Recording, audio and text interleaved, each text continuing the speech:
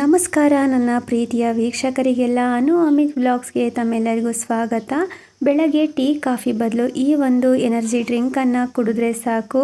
ಕಣ್ಣಿನ ದೃಷ್ಟಿ, ಚರ್ಮದ ಹೊಳಪು ಹಾಗೆ ದೇಹದ ನಿಶಕ್ತಿ ಕೂಡ ಕಡಿಮೆಯಾಗಿ ಒಂದು ಎನರ್ಜಿ ಕೊಡುವಂತಹ ಈ ಡ್ರಿಂಕನ್ನು ಯಾವ ರೀತಿ ಮಾಡೋದು ಅಂತ ಇವತ್ತಿನ ವಿಡಿಯೋದಲ್ಲಿ ನೋಡೋಣ ಬನ್ನಿ.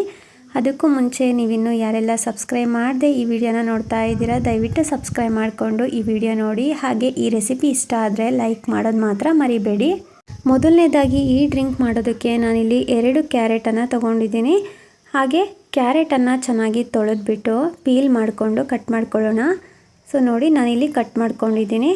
ಹಾಗೆ ಚೆನ್ನಾಗಿ ವಾಶ್ ಮಾಡಿ ಇಟ್ಕೊಂಡಿದ್ದೀನಿ.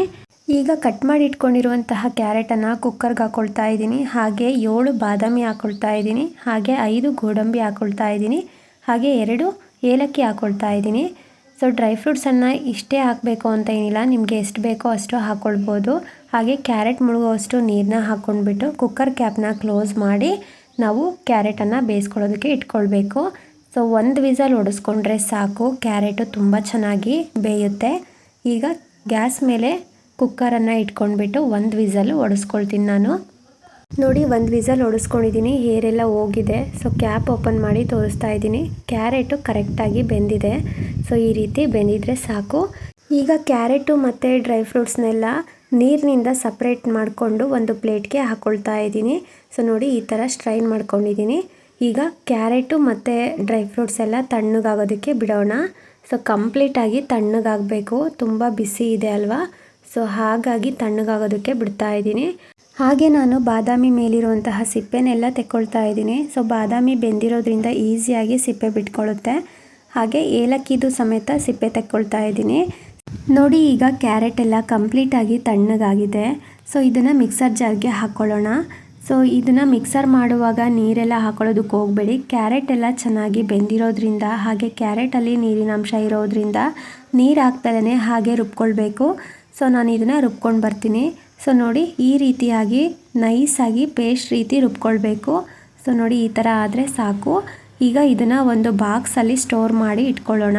ಸೊ ಈ ರೀತಿ ಸ್ಟೋರ್ ಮಾಡಿ 1 ತಿಂಗಳವರೆಗೂ ನಾವು ಫ್ರಿಜ್ಜಲ್ಲಿ ಇಟ್ಕೊಳ್ಬೋದು.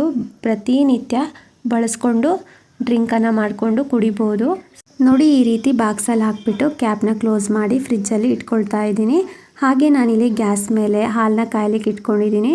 ಹಾಲು ಆಗಲೇ ಬಿಸಿ ಆಗ್ತಾ ಬರ್ತಾ ಇದೆ. ನಾನಿಲ್ಲಿ 2 ಲೋಟದಷ್ಟು ಹಾಲನ್ನ ಕಾಯ್ಲಿಕ್ಕೆ ಇಟ್ಕೊಂಡಿದ್ದೀನಿ. ಸೊ ನಿಮ್ಮ ಮನೆಯಲ್ಲಿ ಎಷ್ಟು ಜನ ಇದ್ದೀರಾ ನೋಡಿಕೊಂಡು ಹಾಲನ್ನ ಹಾಕ್ಕೊಳ್ಬೋದು. ಹಾಗೆ 2 ಸ್ಪೂನಷ್ಟು ಬೆಲ್ಲ ಹಾಕ್ಕೊಳ್ತಾ ಇದ್ದೀನಿ. ಸೊ ನೀವು ಬೆಲ್ಲದ ಬದಲು ಖರ್ಜೂರ ಕೂಡ ಹಾಕ್ಕೊಳ್ಬೋದು. ಸೊ ನೋಡಿ, ಬೆಲ್ಲ ಹಾಕ್ಕೊಂಡಾದ್ಮೇಲೆ 2 ಸ್ಪೂನಷ್ಟು ಈ ಕ್ಯಾರೆಟ್ ಪೇಸ್ಟನ್ನು ಹಾಕ್ಕೊಳ್ತಾ ಇದ್ದೀನಿ.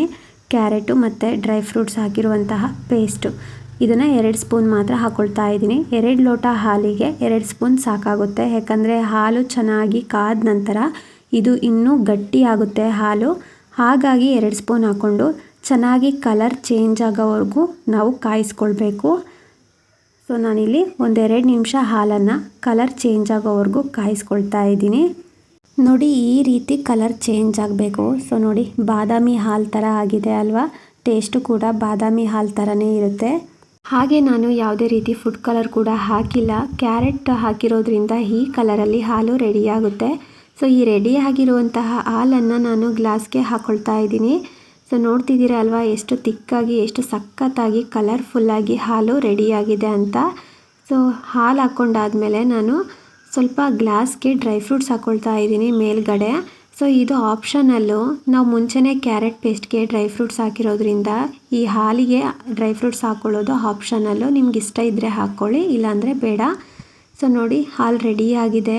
ಸೊ ಈ ಹಾಲನ್ನು ಬೆಳಗ್ಗೆ ನೀವು ಟೀ, ಕಾಫಿ, ಬೂಸ್ಟು ಅಥವಾ ಹಾರ್ಲಿಕ್ಸ್ ಕುಡಿಯೋ ಬದಲು ಪ್ರತಿನಿತ್ಯ 1 ಲೋಟ ಕುಡಿಯೋದ್ರಿಂದ ನಿಮ್ಮ ಚರ್ಮದ ಹೊಳಪು, ಕಣ್ಣಿನ ದೃಷ್ಟಿ ಹಾಗೆ ದೇಹದ ನಿಶಕ್ತಿ ಕೂಡ ಕಡಿಮೆಯಾಗಿ ಒಂದು ಒಳ್ಳೆ ಎನರ್ಜಿ ಕೊಡುತ್ತೆ. ಸೊ ಖಂಡಿತವಾಗ್ಲೂ ಈ ರೆಸಿಪಿನ ಒಂದು ಸಲ ಟ್ರೈ ಮಾಡಿ ನೋಡಿ. ನಿಮಗೆಲ್ಲ ಖಂಡಿತವಾಗ್ಲೂ ಈ ರೆಸಿಪಿ ಇಷ್ಟ ಆಗಿದೆ ಅಂತ ಅಂದ್ಕೊಂಡಿದ್ದೀನಿ. ಇಷ್ಟ ಆಗಿದ್ದರೆ ಪ್ಲೀಸ್ ನನ್ನ ಚಾನಲ್ನ ಸಬ್ಸ್ಕ್ರೈಬ್ ಮಾಡ್ಕೊಳ್ಳಿ, ಸಪೋರ್ಟ್ ಮಾಡಿ. ಹಾಗೆ ನಿಮ್ಮ ಫ್ರೆಂಡ್ಸ್ಗೆ, ಫ್ಯಾಮ್ಲೀಸ್ಗೆಲ್ಲ ಈ ವಿಡಿಯೋನ ಶೇರ್ ಮಾಡಿ. ಹಾಗೆ ಲೈಕ್ ಮಾಡೋದು ಮಾತ್ರ ಮರಿಬೇಡಿ. ಈ ವಿಡಿಯೋನ ನೋಡಿರೋ ತಮ್ಮೆಲ್ಲರಿಗೂ ಧನ್ಯವಾದಗಳು.